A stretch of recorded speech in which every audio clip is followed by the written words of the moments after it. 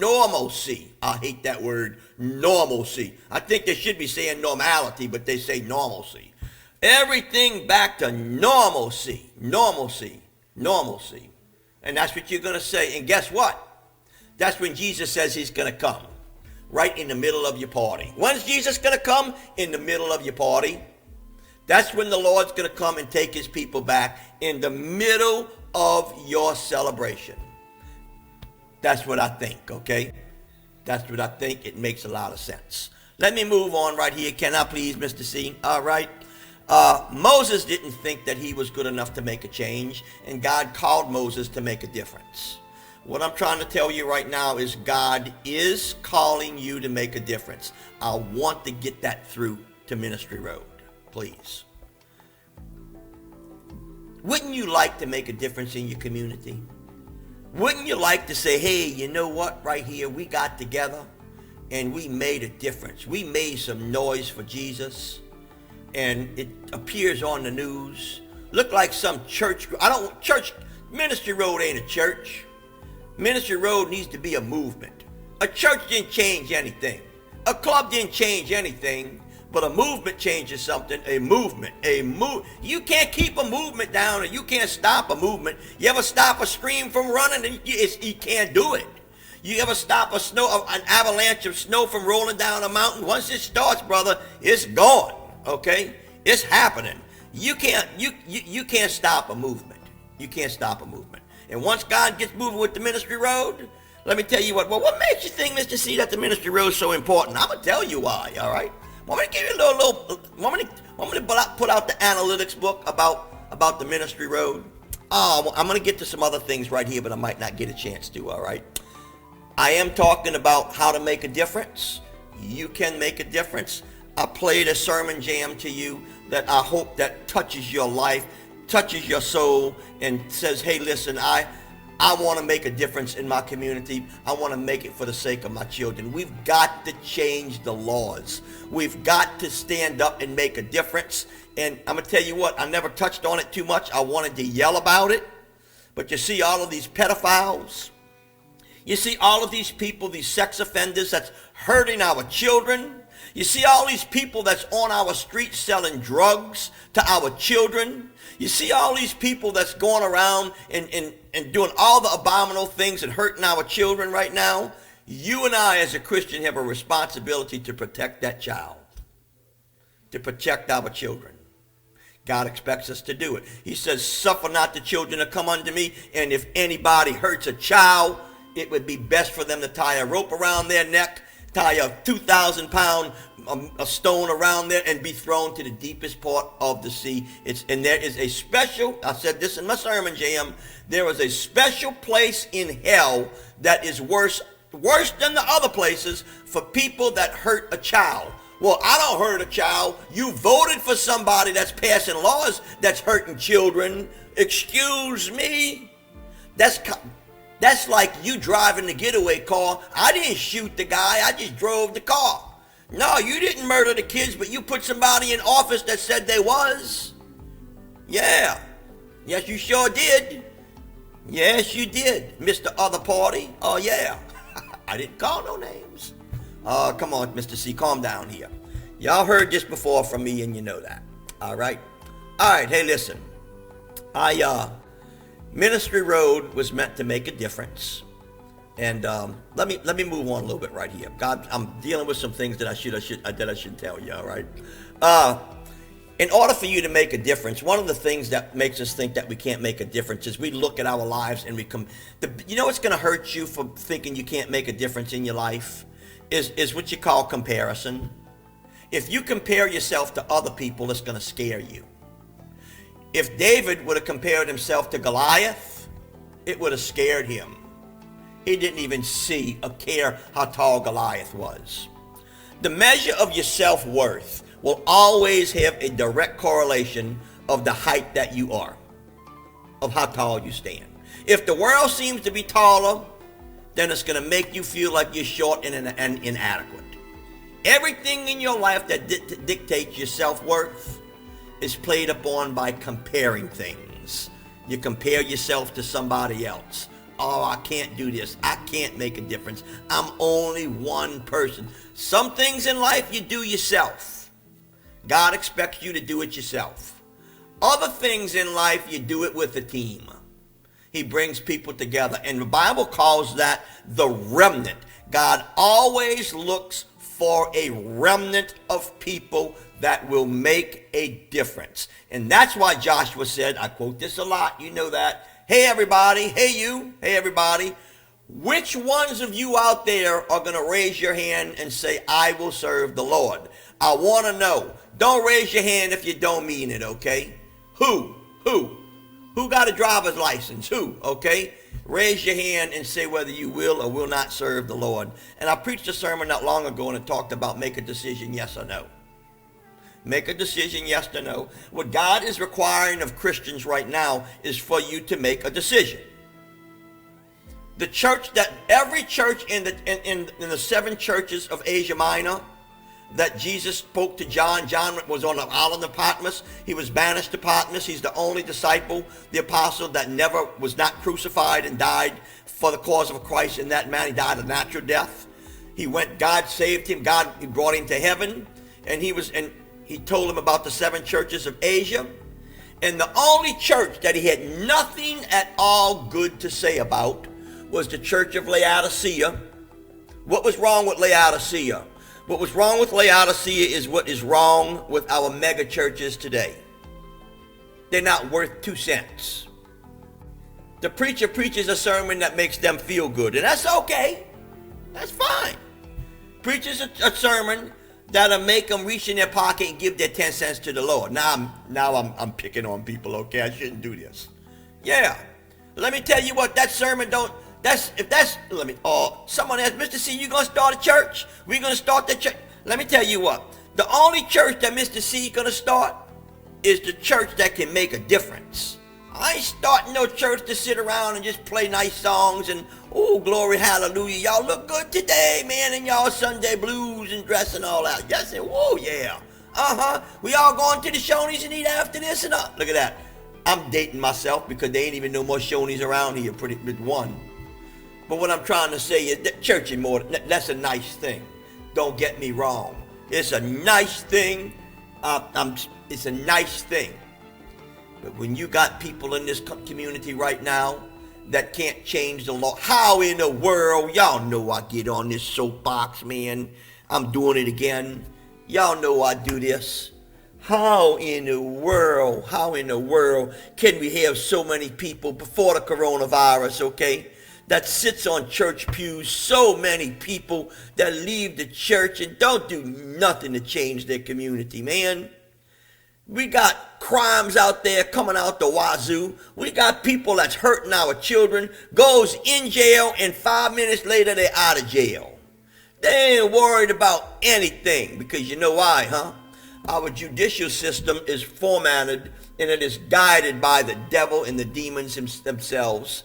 Principalities, powers of the air. And you know how I know that? Because our judicial system is governed and it is formatted in order not to punish the criminal. What? Not to punish the criminal. Satan does not want consequences, and let me tell you what. It's run by evil men. It's designed by evil men. And let me tell you what, like I said all the time, even ungodly government cannot pass godly laws. It ain't gonna happen. Ain't gonna happen. When Jesus got out of that boat and those demons was in the men of Gordia, there was 2 or 3 of them.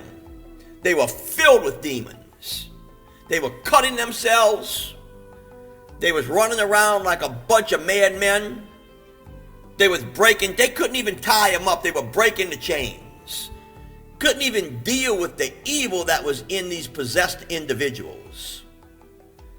And when Jesus approached them, the first thing that they said was, hey, I know we're demons, but don't punish us. Jesus, we know we're demons. We know you're Jesus. Do not punish us. We're out on bond. We don't want to go to hell now. I know that's where we're going, But we don't want to go to they were frantic, man. They were scared. Can we at least go into the swine of pigs? Because you see, demons like to possess human beings that will let them in. That's right. That's another sermon. I started out with trying to tell you how to make a difference. All right? And I'm on this subject right now. But let me tell you what, right now, every one of them demons right now is scared to death of Jesus. Scared to death of Jesus. All right, let me say this right now, and I'll close down in a minute, okay? All right, I'll do that. But listen, God wants us to make a difference. When I was thinking about the ministry road, God proved to me, he said, you think this is by chance? Now, this is where I want y'all to listen to me, okay? I don't know if you realized this or not. Let me see if I can calm down. I got to say this with assurance so you know.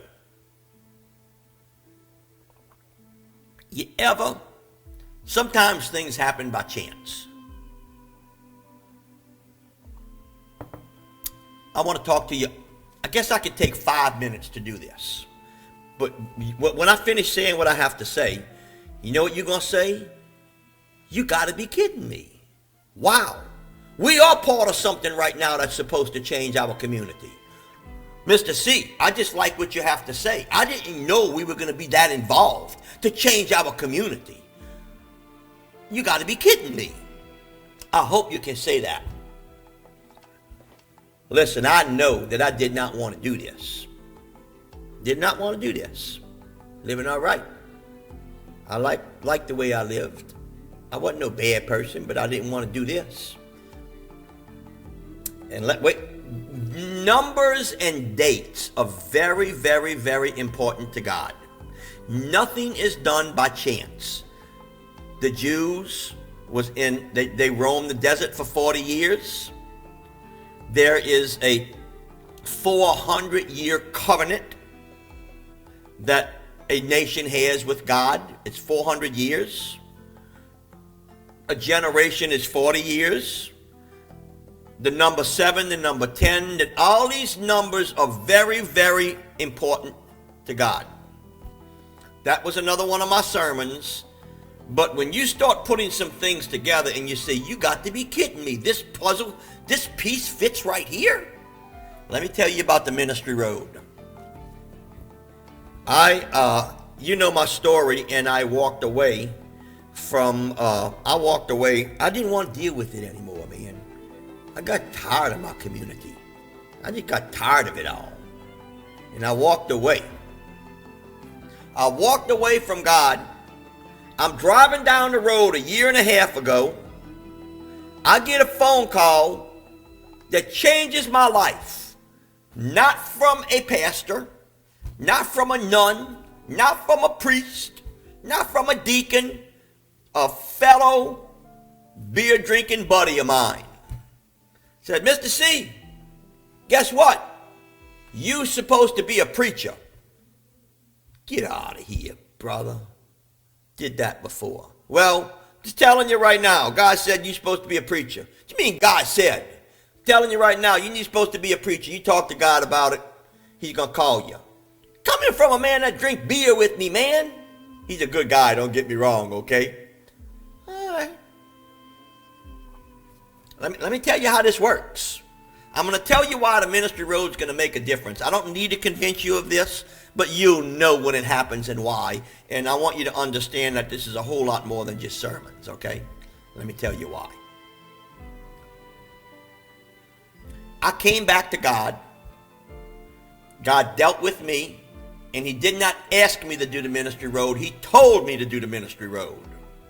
He told me, call it Ministry Road. Okay, Ministry Road. That's not available. I ain't worried about it. Guess what? Domain name was available. Get out of here. 3, 4, 5, 10 million people in the world search domain names, and Ministry Road is available. Available. It's your name. Ministry Road. Okay. Number 40 is a very, very important number. That's how long the Israelites rebelled against God. 40 years. I did not realize this, but 40 years was exactly the number of years that I walked away from the pulpit in ministry when I walked out of my church. Because I put the date in my Bible. Last sermon at Westside Church of God. I'm done.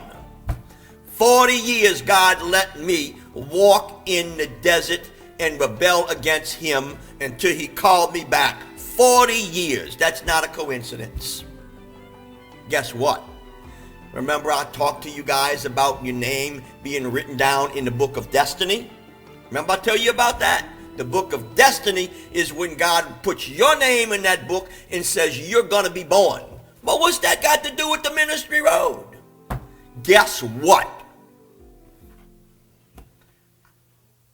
I started the ministry road to the very day when God wrote my name in that book. Because I happen to know, you're going to laugh about this, because I happen to know exactly what night I was conceived. My mother was conceived. Exact night. And I did not even realize that was the very calendar date that I started the ministry road and took our first member in. Ministry road, God told me, start an online church, call it Ministry Road, because church is going to be different. Church is going to change, Mr. C. What do you mean church is going to change? Do it. Because church is going to change. That was 3 months before the COVID virus took place. No one knew anything about it. Ministry Road was already on the road 3 months before that. Is that a coincidence? Nope. No, it's not. No, it's not. So I appreciate the fact that God does things precisely, intricately. And that's just a few things right there that I'm saying, you know what? I can't argue with that. So God, what in the world do you have for the ministry road? Probably about a year and a half of us doing what we're doing right now. I had to fine tune my preaching. I had to fine tune my life. Let me give you a little F and Y-I, okay? Okay? I did not, and that's what you don't need to do, okay? I tell you this every day. Some of you want to wait till you get right to serve God. I'm not right, Mr. C. I can't serve God yet. I'm not right. No. That's not how it works. You give your life to God and then he straightens you up. You got that? You don't straighten up and then you give your life to Christ.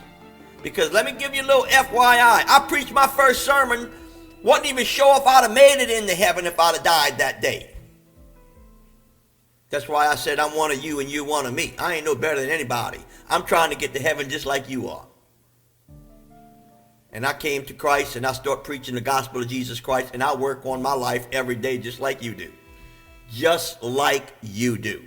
If I got a sin in my life I'll work on it so that it's not as much of a sin tomorrow. What I mean is I work on it. If I fall, I get right back up. If you fall, I'm picking you up. And if I fall, y'all better come pick me up. Okay? I'm going to tell you that right now. Y'all best come in groves and get Mr. C. That's right. All right? I'm preaching to you, ain't I? I'm preaching to you. I wrestled over my sermon tonight. I got news for you. I'm going to go ahead and end right now because I might be abusing my time here, okay? But listen, I got to tell you right now. Here is, Lord, what is it that I can tell a ministry road right now that would make a difference? That will let them understand that they are here to make a difference in this community. All right?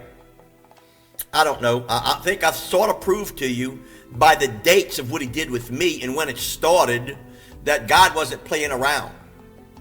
I'm telling you right now, to the day, I didn't know it. that it was 40 years that I walked away from the pulpit. 40 years. 40 years. I'm telling you right now that we started our first member with the Ministry Road the exact date that my mother and father, that my mother was conceived, okay? And that not the day I was born, but when when we was conceived. And there's a joke about that, okay? That's just a family joke, all right? Yeah, that's right. And I'm like, what are the chances that the Ministry Road started at that time? Anyway, that's just, I don't need any proof. But what I'm trying to tell you is God put you in the Ministry Road. And at this point right now, I want us to take our sermon jams. I want to take our Ministry Road right here.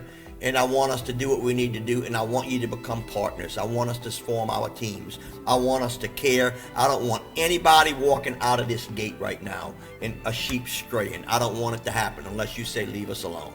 All right? So anyway, all that being said, not trying to scare you with anything, but I want to thank you for your partnership. I want to thank you for being God calling you to the Ministry Road. He knew who he called and he knew who he was calling, okay? And I want to thank every single one of you guys for accepting that call of God. You think, oh, Mr. C, I struggle, man. I struggle with my language. I struggle with some things that I can't give up so easy. You know what? Just keep struggling, man. Struggle less and less each day, okay? Struggle less and less each day, but you get up every time. Because I struggle too. All right? Preacher shouldn't tell you that.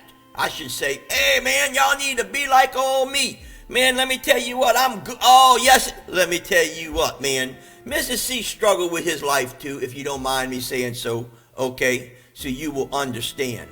If you think that my life is so nice and beautiful and good and I bring roses to Mrs. C every day and I'm all that good. Oh, man, look, let me tell you what right now. You think I don't get upset and I don't get mad? Yes, I do. Not as much, I can tell you that right now. It takes a lot to get me mad. It does, an awful lot.